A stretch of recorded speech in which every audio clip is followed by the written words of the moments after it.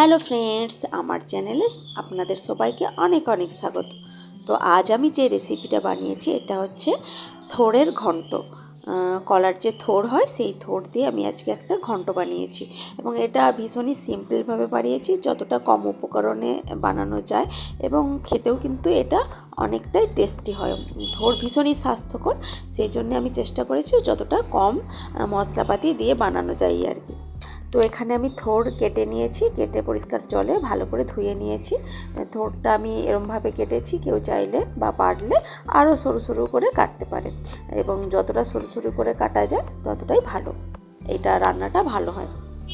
তো তার জন্য আমি এরমভাবে কেটেছি আর এর মধ্যে আমি নুন দিলাম আর কিছুটা হলুদ দিলাম, দিয়ে এখন এটাকে ভালো করে মাখিয়ে নিচ্ছি এবং আমি এটাকে ভালো করে চেপে চেপে মাখবো, মানে একদমই মানে যেন ম্যাশ হয়ে যায়, যতটা মানে হাতে করে যতটা ম্যাশ করে মানে করা যায় ততক্ষণ পর্যন্ত আমি ভালো করে এটাকে মাখবো।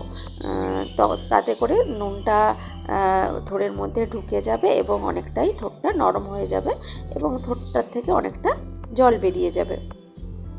তো আমি বেশ কিছুক্ষণ ধরে এরকমভাবে আমি মেখে মেখে এরমভাবে ম্যাশ করে করে এরমভাবে মেখেছি। তো অনেকটাই জল বেরিয়ে গেছে মানে নুনটা দেওয়ার জন্য। তো এরপর আমি রান্নাটা বসাচ্ছি। রান্নার জন্য আমি কিছুটা কড়াইতে তেল দিলাম এবং তেলটা দেওয়ার পর একটু ছিটিয়ে নিচ্ছি আর কি। তো আমি আলু কেটেছি ঘন্টটা বানানোর জন্য, এইরকম সাইজের একটা আলু কেটেছি, একটু বড় সাইজের আলু। তো সেই আলুটা এখন আমি তেলের মধ্যে দিয়ে খুব ভালো করে আমি নেড়ে চেড়ে একটু লালচে করে ভাজা করে নেব।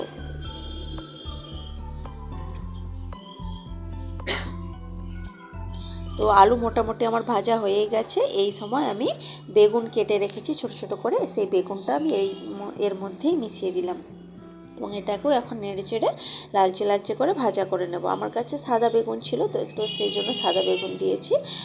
আপনাদের কাছে যার কাছে যেরকম বেগুন আছে দেওয়া যেতে পারে, ওটা কোনো ব্যাপার না।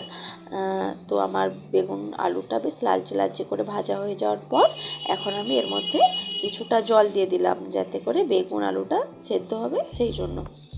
তো এরপর আমি কিছুটা নুন দিলাম, নুন যেহেতু আমি আগে থেকে থোড়ের মধ্যে দিয়েছি সেই বুঝে আমি নুন দিয়েছি।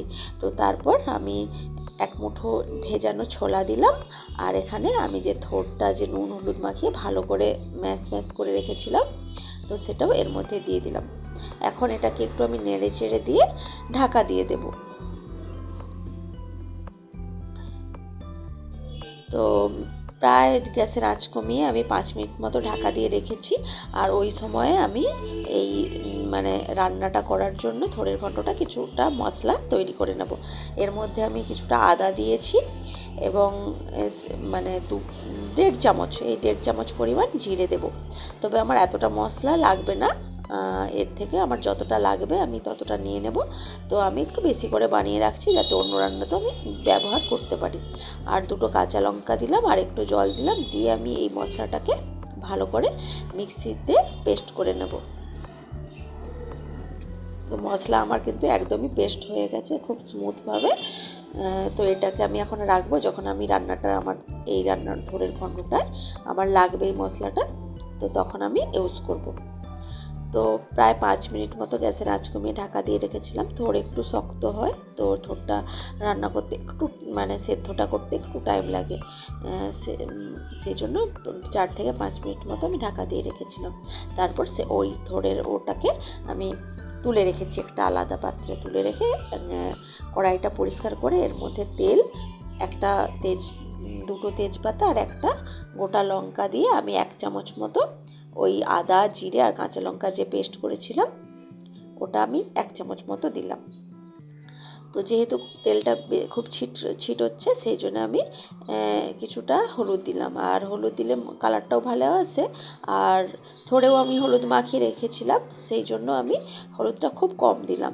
আর এখানে প্রায় 1 মুঠো মতো আমি কোরানো নারকেল দিয়ে দিলাম। এই নারকেলটা দেওয়ার জন্যই কিন্তু এই থোড়ের ঘন্টটা ভীষণই টেস্ট অনেকটা বেড়ে যায়, অনেক ভালো হয় খেতে। যেহেতু আমি এই থোড়েরটা মানে ঘন্টটা নিরামিষভাবে বানাচ্ছি, তো নারকেলটা দিলে কিন্তু দেওয়াটা জরুরি, তবেই কিন্তু থোড়ের ঘন্টটা ভালো লাগবে। তো তারপর আমি একটু অল্প জল দিয়ে এই মশলাটা একসাথে আমি এখন কষিয়ে নিচ্ছি।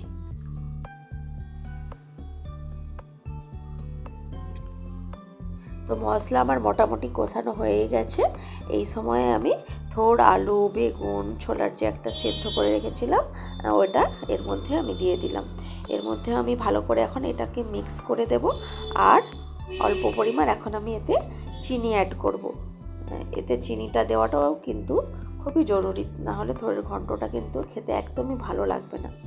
তো একটু ভালো করে মিক্স করে নিচ্ছি, তারপর আমি চিনিটা দিয়ে দিলাম। এটাকে এখন খুব ভালো করে মিক্স করে নিয়ে এই যে কিছুটা জল রয়ে গেছে, এটাকে জলটা শুকানো পর্যন্ত রান্না করে নেব আমি। আর কিছু এর মধ্যে আমার দেওয়ার প্রয়োজন হবে না। জলটা শুকানো পর্যন্ত রান্না করে নিলে আমার এই থোড়ের ঘন্টটা কিন্তু একদম রেডি হয়ে যাবে। এটা কিন্তু খুবই স্বাস্থ্যকর এবং টেস্টি একটা রেসিপি। তো যদি আপনাদের ভিডিওটা ভালো লাগে, প্লিজ আমার চ্যানেলটি সাবস্ক্রাইব করে আমার পাশে থাকবেন, লাইক কমেন্ট করবেন, শেয়ার করবেন। এতে আমার ইন্সপায়ার হব আমি আরও ভালো ভালো রেসিপি বানাতে আমি উৎসাহ পাবো। আর যদি কোনো ভুল হয়ে থাকে আমাকে ভুল ত্রুটি আমার মাফ করে দেবেন প্লিজ। তো এই ভিডিওটা আজ পর্যন্ত এখান পর্যন্তই থাক। Bye bye.